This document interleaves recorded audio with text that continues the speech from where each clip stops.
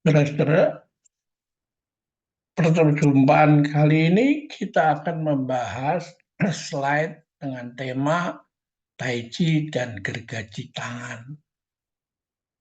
Seni melatih pemimpin. Ya,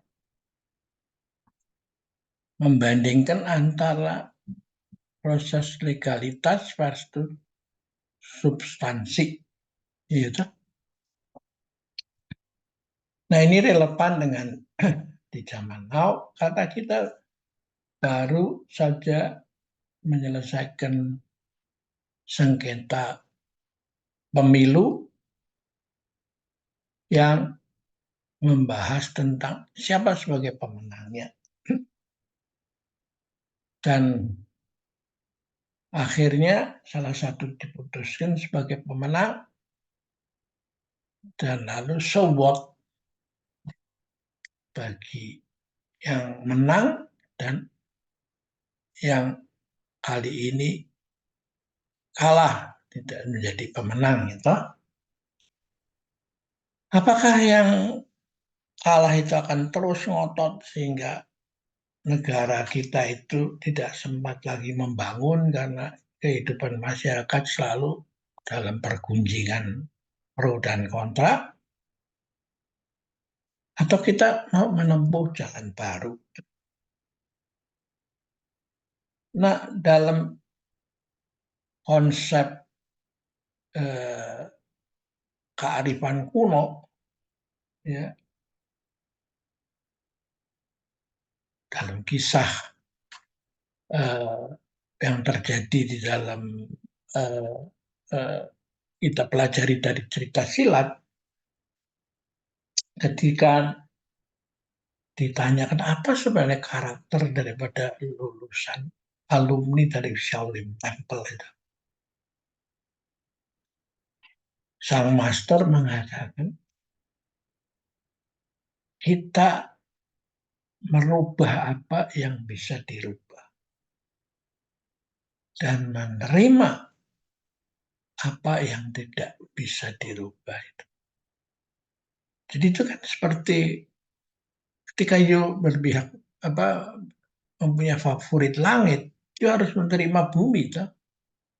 Ya, ketika you favorit pada api, you harus menerima air ya. Ya, jadi nggak bisa saya mau langitnya saja, tapi saya nggak mau terima buminya. Ya kan? Saya mau airnya saja, saya nggak mau terima apinya. Itu nggak bisa menurut konsep Shaolin itu.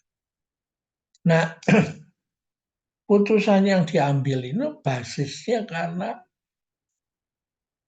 masalah trias politika itu yang macet karena semua kekuasaan dipisah-pisah.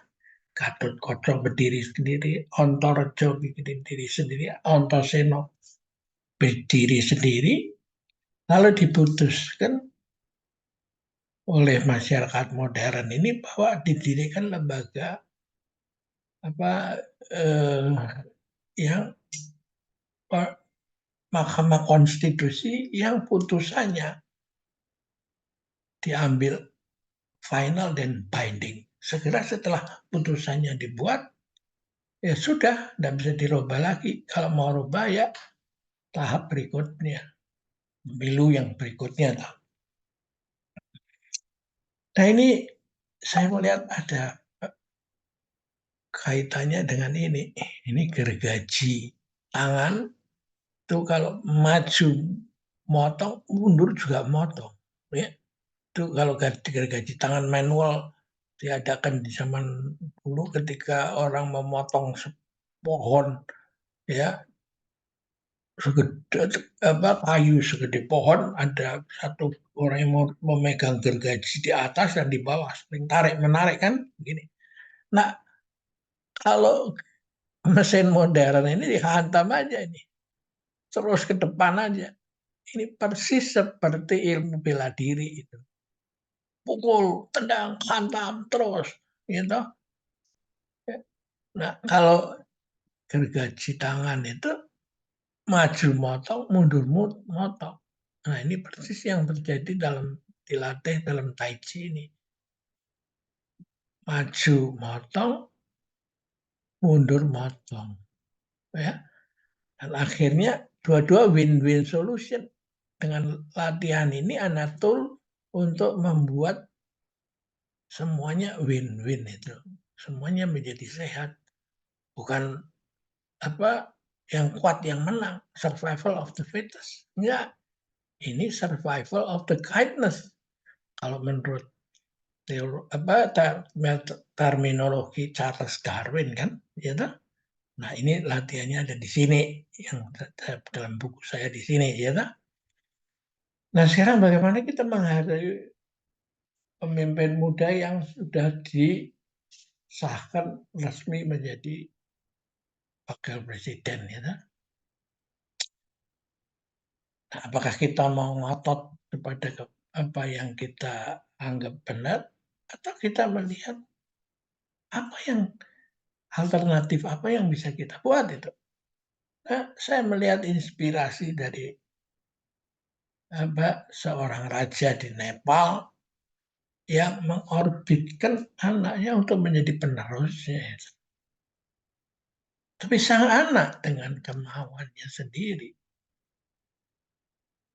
setelah trauma melihat menjadi tua sakit dan mati, satu peristiwa alamiah, kenapa harus menderita itu? Karena itu dia mau menjadi raja. Nah, tapi bagaimana menolaknya? Nah, diam-diam ketika semua orang masih tidur, dia keluar meninggalkan rumahnya dan pergi ke hutan itu untuk mencari kebenaran sendiri itu. Solusi terhadap itu. Nah, bagaimana kita menilai ini? Kalau dia ingin mengikuti ayahnya, dia paling mencatat di dalam sejarah ada satu negara di sekitar Nepal itu yang kecil yang dari tahun sekian sampai tahun sekian dipimpin oleh orang bijak. Tapi sang anak itu mengadakan loncatan keluar dan mencari jawaban menolong orang banyak itu. Ya, seluruh dunia bahkan hanya menjadi tua sakit dan mati adalah masalah universal kan. Nah, setelah menemukan itu akhirnya yang terjadi dia menjadi orang yang inspirasinya diikuti oleh miliaran orang di seluruh dunia kan. Nah, lalu siapa yang lebih berguna? Ada orang muda yang sekarang terpilih menjadi pimpinan, karena itu masih muda, masih terbuka kemungkinan untuk diberikan inspirasi. Nah, ini kan yang bisa kita kerjakan seperti gergaji itu, toh? Terus memotong, memberikan dia inspirasi untuk mengajak teman-temannya untuk mengikuti jalan dia itu, bukan untuk perebutan tentang dinasti dan lain-lain.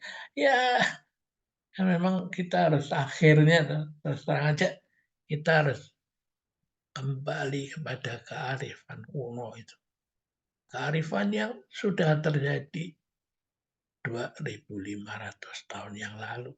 Jangan dilupakan meskipun you menemukan yang baru. Ya. Oke, kita akhiri dulu jumpa kita kali ini.